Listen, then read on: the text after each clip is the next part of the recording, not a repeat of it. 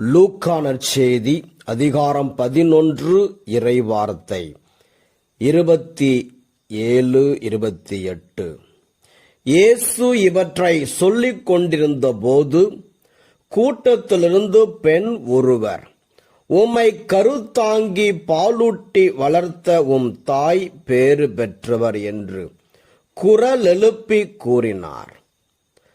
அவரோ, இறை வார்த்தையை கேட்டு அதை கடைபிடிப்போர் இன்னும் அதிகம் பேறு பெற்றோர் என்றார். இறை இயேசுவில் அன்புமிக்க சகோதர சகோதரிகளே, கூட்டத்திலிருந்து ஒருவர் இவ்வாறு சொல்லுகின்றார்.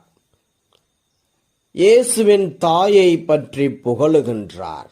ஆனால் இயேசு என்ன சொல்கிறார்? இறை வார்த்தையை கேட்டு அதன்படி நடப்பவர், வாழ்பவர் பேறு பெற்றவர்.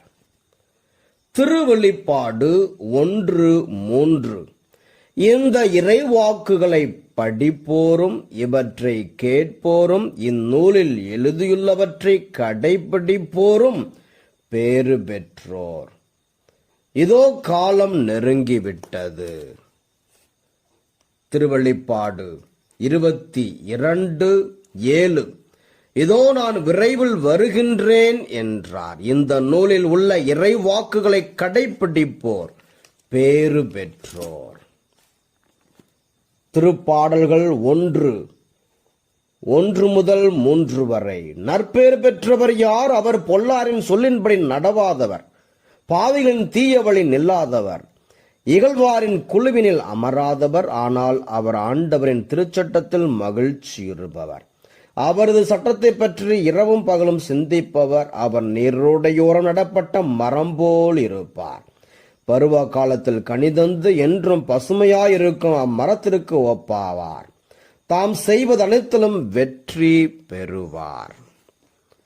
எபேசியர் 6:17. மீட்பை தலைச்சீராகவும் கடவுளின் வார்த்தையை தூயாவி அருளும் போர்வாளாகவும் எடுத்துக் கொள்ளுங்கள். அன்பார்ந்தவர்களே, உலகத்தை ஜெயிக்க, சாத்தானை ஜெயிக்க, தீமையை ஜெயிக்க ஆண்டவர் கொடுத்திருக்கிற ஆயுதம் இறை வார்த்தை. பரலோகம் செல்ல நமக்கு தேவையான ஆயுதம் இறை வார்த்தை. One does not live by bread alone, but by every word that comes from the mouth of the Lord. Matthew 4:4. ஆகவே இறை வார்த்தையை எடுப்போம், சாத்தானை வீழ்த்துவோம், பரலோகம் செல்லுவோம். ஆமேன்.